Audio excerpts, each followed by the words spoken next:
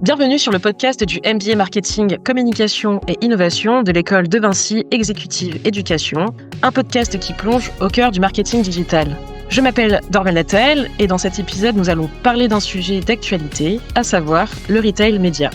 Si vous travaillez dans la publicité, le marketing ou la grande distribution, vous avez forcément entendu parler de ce terme. Certains disent que c'est le troisième grand pilier de la publicité digitale, aux côtés de Google et Facebook. Dans l'épisode d'aujourd'hui, nous allons aborder les questions suivantes. Qu'est-ce que le retail média ? Pourquoi explose-t-il maintenant ? Quels sont les acteurs qui dominent ce marché ? Et quels sont les enjeux et les défis à venir ? Pour y répondre, j'ai le plaisir d'accueillir Christelle Sanchez-James, chargée de cadrer et piloter la production de contenu chez PMU. Salut Christelle, ravie de t'avoir avec nous. Salut Nathalie, merci pour l'invitation, c'est un plaisir d'être là. Et tu as raison, le retail média, c'est un vrai raz-de-marée en ce moment. Il y a beaucoup à dire sur le sujet, alors je suis vraiment ravie d'en discuter avec toi aujourd'hui. Eh bien écoute, c'est super parce que j'ai plein de questions. Tout d'abord, avant d'entrer dans le vif du sujet, est-ce que tu peux nous parler un peu de toi, de ton parcours ? Comment en es-tu arrivée à travailler sur le retail média ? Bien sûr. Alors pour faire court, après 10 ans en grande consommation côté annonceur, j'ai poursuivi ma carrière dans le marketing digital en travaillant sur l'achat média et la data. Et très vite, j'ai vu comment les plateformes publicitaires évoluaient et comment la data devenait centrale dans la publicité. Il y a quelques années, j'ai commencé à m'intéresser aux nouvelles opportunités pour les retailers, notamment dans la monétisation de leurs audiences. Et là, j'ai vraiment eu un déclic en fait. Le retail média allait totalement transformer le paysage de la publicité. Super, je te remercie pour ta présentation. Maintenant que les choses sont faites, nous allons attaquer le vif du sujet. Alors, mettons les bases. On parle beaucoup de retail média, mais concrètement, peux-tu nous expliquer qu'est-ce que c'est ? Alors, c'est très simple. Le retail média, c'est l'ensemble des solutions publicitaires proposées par les distributeurs sur leur plateforme digitale, mais aussi en magasin. En gros, c'est la possibilité pour une marque de faire de la pub directement là où les consommateurs achètent.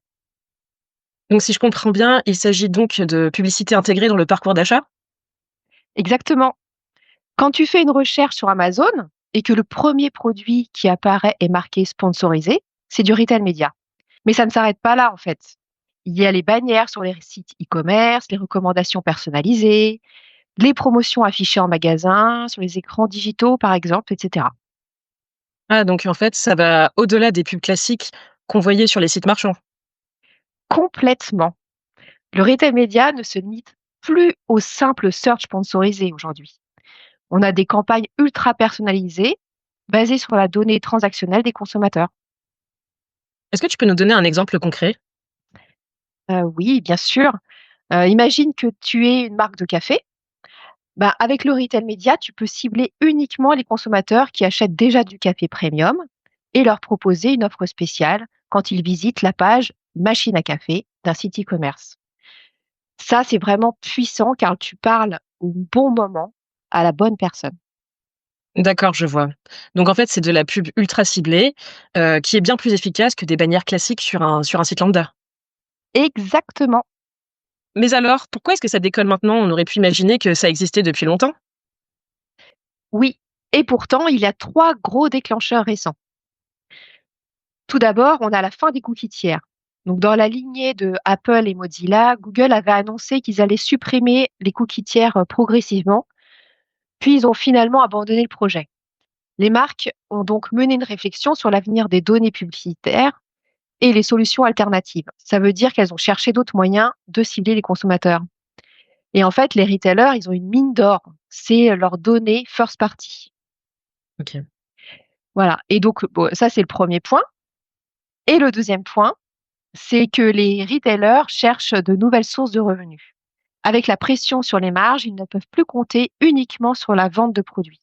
Le retail média leur permet de monétiser leurs audiences et leur site e-commerce. Et enfin, le troisième point, c'est que les marques veulent plus de précision. Avec le retail média, elles touchent directement les acheteurs potentiels sans passer par des plateformes intermédiaires. D'accord. Donc en fait, on est en train d'assister à une redéfinition du paysage publicitaire. Exactement. Il y a 10 ans, la publicité digitale était complètement dominée par Facebook et Google. Et aujourd'hui, les retailers entrent dans la danse et ils sont en train de devenir les acteurs majeurs du domaine publicitaire. Alors justement, qui sont les géants de ce marché? Alors, il y a trois grandes catégories d'acteurs. Il y a les mastodontes du e-commerce avec Amazon qui est leader, avec Amazon Ads. Et Amazon pèse plus de 56 milliards de dollars dans le monde, rien qu'en publicité. Et on a aussi, au niveau monde, on a Walmart, Alibaba, et on peut citer pour la France, on a Carrefour avec Unlimited. Donc ça, c'est le premier point. Ensuite, on a des entreprises spécialisées. Donc, c'est toutes les techs, en fait. Donc, c'est des plateformes comme Criteo, Citrus Ads, The Trade Desk ou Miracle qui aident les retailers à développer leurs offres publicitaires. Et enfin, on a des retailers traditionnels qui commencent à s'y mettre. Enfin, ça fait déjà un certain temps. Mais donc, on peut citer Leclerc, Casino, Intermarché, Système U. Et en fait, ils cherchent tous à développer leur régie publicitaire, soit en propre ou en joint venture. Donc ça veut dire qu'on a une guerre entre retailers pour capter ce marché. Totalement. Il y a une vraie fragmentation du marché et chaque acteur essaie de se démarquer. Est-ce qu'on peut dire que c'est encore le Far West du retail média, du coup? Oui, et il y a encore des places à prendre et les règles du jeu évoluent en permanence. D'accord, donc on a beaucoup parlé du retail média en ligne, mais il y a aussi le retail média en magasin. Est-ce que tu peux nous expliquer comment ça fonctionne? Oui, tout à fait. Alors, on parle souvent du digital, mais en fait, comme tu le sais, 80% des ventes dans le retail se font encore en magasin. Alors, les retailers cherchent à répliquer le succès du retail média en ligne dans leur point de vente physique. Et concrètement, ça prend quelle forme? Alors, il y a plusieurs types de formats. On a par exemple les écrans digitaux en magasin. Tu as sûrement, je sais pas si tu fais tes courses en magasin, mais Mmh. si c'est le cas, tu as sûrement vu ces écrans publicitaires à l'entrée des magasins, Ouais, ouais, ouais. même directement dans les rayons. Voilà, et ces écrans permettent de diffuser des promos ciblés en fonction du moment de la journée ou du profil des clients présents. D'accord. Donc ça, c'est le premier point, voilà. Et ensuite, on peut avoir un d'autres types de formats comme les publicités sur les étiquettes électroniques, parce que certaines enseignes affichent des messages promotionnels directement sur les étiquettes de prix électroniques en rayon. Et enfin, on peut citer aussi les notifications push via les applications mobiles des retailers. Donc, par exemple, si tu as l'appli d'un supermarché et que tu entres dans un magasin, tu peux recevoir une notification sur ton téléphone avec une promo sur un produit que tu achètes souvent. C'est vraiment Voilà. malin, ça marche vraiment? Bah oui, en fait, j'ai un bon exemple, c'est Carrefour et ses écrans en magasin. Ils ont fait un test, en fait, je sais pas si tu sais, mais à Montesson, donc Carrefour Montesson, donc ils ont un lab et c'est là où ils ont fait tous leurs tests d'écrans digitaux et Waouh. donc lors de ce test, ils ont utilisé des publicités dynamiques qui changeaient en fonction des promotions du jour et le résultat, c'est une augmentation des ventes de 20% sur les produits mis en avant. D'accord. Donc en fait, le retail média in-store, c'est comme du digital en magasin. C'est exactement ça. On crée une expérience publicitaire hybride qui mélange le meilleur du digital et du physique. On entend aussi parler du retail média off-site. Est-ce que tu peux également nous expliquer, ce que c'est? Alors, c'est quand un retailer utilise ses données clients pour diffuser des publicités en dehors de son propre site. Ah! Donc un distributeur peut afficher, des pubs sur Facebook ou YouTube avec sa data client. Exactement. Imagine que tu es une marque de cosmétiques et tu veux cibler uniquement les consommateurs qui ont acheté du maquillage dans les 3 derniers mois. Grâce au Retail Media Offsite, un distributeur peut utiliser ces données transactionnelles pour toucher ses consommateurs sur d'autres plateformes comme YouTube, Instagram, TikTok ou même la télévision connectée. Ouais, mais c'est vraiment puissant, en fait. Et ce que je me posais la question, est-ce que ça ne pose pas de problème de confidentialité? Bah si, et c'est pour ça que les retailers utilisent des technologies, de type clean room, par exemple et en fait, ça va leur permettre de croiser des données sans exposer d'informations personnelles. Bon, tu te doutes que je vais te demander un exemple concret? Bah oui, tu t'arrêtes pas depuis tout à l'heure.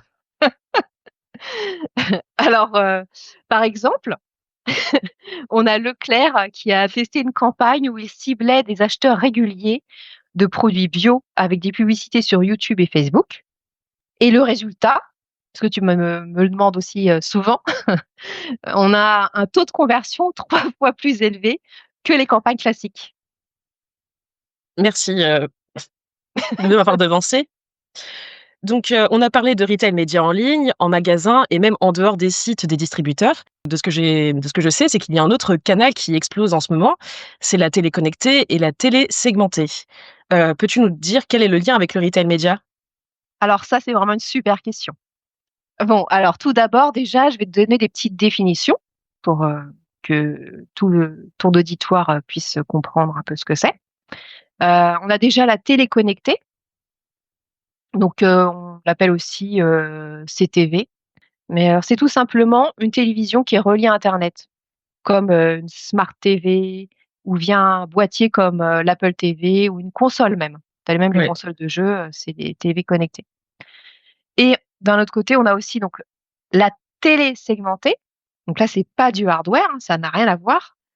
C'est la capacité de diffuser des publicités différentes selon le profil des téléspectateurs. Par exemple, avant, tout le monde voyait la même publicité sur TF1.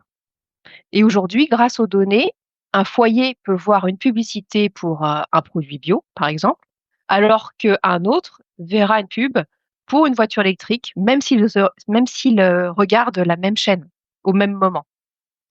Et donc, c'est là que le retail média va entrer en jeu. Waouh, OK. Donc en gros, les distributeurs utilisent leurs données d'achat pour diffuser des pubs ultra ciblées sur la télévision. Voilà. Imagine que tu as un grand distributeur alimentaire. Tu sais que certains foyers achètent régulièrement du lait d'amande. Grâce à la télé segmentée, tu peux leur diffuser une pub spécifique pour une nouvelle marque de lait végétal qu'ils pourraient aimer. C'est une révolution pour la pub télé en fait, parce que au lieu de diffuser une pub de manière massive et indifférenciée, on apporte la logique du retail média à la télévision. Et encore une fois, est-ce que tu aurais des exemples concrets de marques qui ont utilisé ce levier? Oui, bah, on a un cas très intéressant avec celui de Carrefour et de TF1 Pub. Ils ont lancé des campagnes TV segmentées où les publicités étaient différentes selon les profils d'acheteurs. Un client qui achetait souvent des produits bio voyait une pub Carrefour pour des produits bio, alors qu'au même moment, un autre qui était plus intéressé par les produits discount voyait une offre spéciale sur la marque Carrefour Discount. Voilà, donc là maintenant je vais donner les résultats. Ils ont eu une hausse significative de l'engagement et des ventes en magasin. J'ai même un deuxième exemple.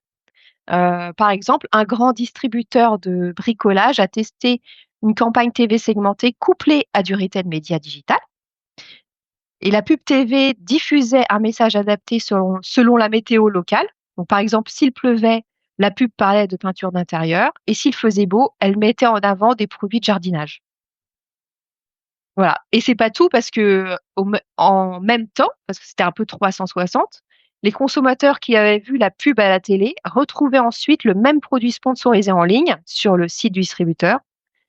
Voilà, et donc c'est du retail, média cross canal et ça fonctionne super bien. D'accord, donc si je comprends bien, on est en train de mixer télé, digital et data retail pour créer des expériences publicitaires, vraiment personnalisées. Oui, exactement. C'est une vraie opportunité pour les marques car elles peuvent reconnecter la télévision au parcours d'achat et ce n'était pas possible avant. OK. Donc maintenant, nous allons aborder un autre sujet qui monte en puissance, c'est l'intelligence artificielle dans le retail média. Quel est son rôle? Oui, tout à fait. L'IA, c'est vraiment absolument clé. Elle intervient à plusieurs niveaux. Donc tout d'abord, on a l'optimisation des campagnes en temps réel. L'IA ajuste automatiquement les enchères publicitaires en fonction de la performance des annonces. En deuxième point, on peut donner la personnalisation des offres. L'IA va permettre de prédire quels produits sont les plus susceptibles d'intéresser un consommateur en particulier. Mmh. Et en troisième point, on peut citer l'analyse des performances. puisque les algorithmes analysent les résultats et optimisent les prochaines campagnes pour maximiser le retour sur investissement. En fait, c'est un peu comme un assistant virtuel pour les marques et les retailers. Oui, voilà, on parle même de retail média prédictif. L'IA peut anticiper quand et où un consommateur sera le plus réceptif à une publicité. Aurais-tu une marque qui a utilisé l'IA dans sa stratégie retail média? Oui, bah, par exemple, on a Danone qui a utilisé l'IA pour analyser les tendances d'achat de ses yaourts. Grâce aux prédictions, ils ont pu ajuster leur campagne en fonction des moments où la demande était la plus forte. Et le résultat, bah, c'est une augmentation de 15% des ventes sur les références mises en avant. D'accord, donc maintenant qu'on arrive un peu à la fin, de cet épisode, je voulais qu'on prenne un peu de hauteur. Peux-tu m'indiquer quelles sont les vraies tendances et évolutions à surveiller, dans le retail média? Oui, bah, c'est une bonne question. Alors bon, cette fois, je vais me concentrer sur ce qui va vraiment changer dans les années à venir. Je vois déjà 4 tendances clés. Tout d'abord, premièrement, le retail média va s'imposer dans tous les secteurs et plus seulement dans l'alimentaire. D'accord. J'ai l'impression qu'aujourd'hui, le retail média concerne surtout la grande distribution et le e-commerce. Oui, mais c'est ça qui change. Les secteurs comme l'automobile, la mode et la pharmacie commencent à s'y mettre. Par exemple, bah, Sephora a lancé sa propre offre de retail média, ce qui permet aux marques de beauté de sponsoriser des produits sur son site et d'utiliser ces données pour cibler les clients en dehors de la plateforme. Ensuite, en deuxième axe, je vois donc l'intégration totale entre le retail média et le CRM pour une publicité ultra personnalisée. On parle beaucoup de personnalisation, mais ça peut aller jusqu'à où? Bah, ça peut aller très loin. Les distributeurs veulent intégrer complètement leurs données retail média avec leur programme de fidélité et leur CRM. Par exemple, imagine que tu es un client fidèle chez Carrefour, tu reçois un email avec une offre personnalisée, puis tu vois une pub sponsorisée en ligne pour le même produit. Et quand tu arrives en magasin, une offre spéciale s'affiche sur ton application. On parle ici d'hyper-personnalisation omnicanal. D'accord. Et ensuite, voilà. Ensuite, en troisième point, bah, je vois l'essor du retail média sur les plateformes vidéo comme YouTube, TikTok ou Twitch. En gros, c'est l'un des gros chantiers en cours. YouTube et TikTok travaillent avec des retailers pour intégrer des campagnes retail média directement dans leurs vidéos. Par exemple, tu regardes une vidéo de recette sur YouTube et un encart te propose d'acheter directement les ingrédients chez Carrefour et Monoprix. Enfin, ou Monoprix, quoi. Heu, j'ai un autre exemple avec Twitch. Donc certaines marques testent des campagnes retail média où les streamers reçoivent des produits sponsorisés en direct et les viewers peuvent acheter, juste en un clic en fait, les produits. Et en dernier point, je vois donc, l'essor du retail média en DOOH. Ça veut dire quoi exactement? C'est le digital out of home. Donc D'accord. c'est la pub, digitale affichée dans l'espace public comme, sur les écrans des abribus, dans les gares, ou même dans les centres commerciaux. Et comment le retail média s'y intègre? Les retailers peuvent cibler leur publicité DOH en fonction des data retail média. Par exemple, si tu as une enseigne qui sait que dans un quartier, on achète beaucoup de produits pour bébés, eh ben, elle peut afficher des pubs Pampers sur les écrans d'un centre commercial voisin. D'accord. Bon, et maintenant, si tu pouvais nous donner 3 conseils, si tu pouvais donner 3 conseils, pardon, aux marques et aux retailers qui veulent se lancer dans le retail média, qu'est-ce que tu nous dirais? Très bonne question. Bah, déjà, le plus important, bah, c'est tester et analyser. Faut pas se lancer à l'aveugle, faut tester différents formats et analyser ce qui marchera le mieux. Le 2e point, bah, faut investir dans la data, parce que plus les données sont précises, plus les campagnes seront efficaces. Et enfin, il ne faut pas sous-estimer le retail media in store. Ce n'est pas juste du digital, c'est une expérience, complète, une expérience omnicanal. Merci beaucoup Christelle pour ces précieux conseils. C'était un vrai plaisir d'échanger avec toi. Bah, plaisir partagé. Merci à toi Nathalie et à bientôt. Voilà, c'est la fin de cet épisode. J'espère que vous avez appris autant que moi sur le retail média. Si cet épisode vous a plu, n'hésitez surtout pas à le partager et à vous abonner. On se retrouve à bientôt pour un nouvel épisode. À très vite.